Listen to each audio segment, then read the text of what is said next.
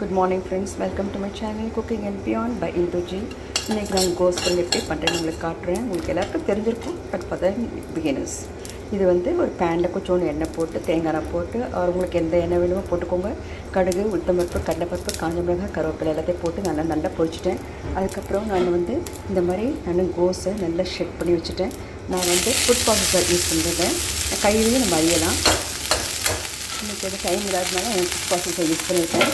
அதுக்கப்புறமா இது நல்லா எப்படியே போட்டு நான் நல்லா கலரி விட்டுட்டேன். நல்லா வதங்கி நான் தண்ணியை விட மாட்டேன். ஏன்னா கோஸ்ட்லேயே இது நிறைய வாட்டர் கண்டென்ட் இருக்குது.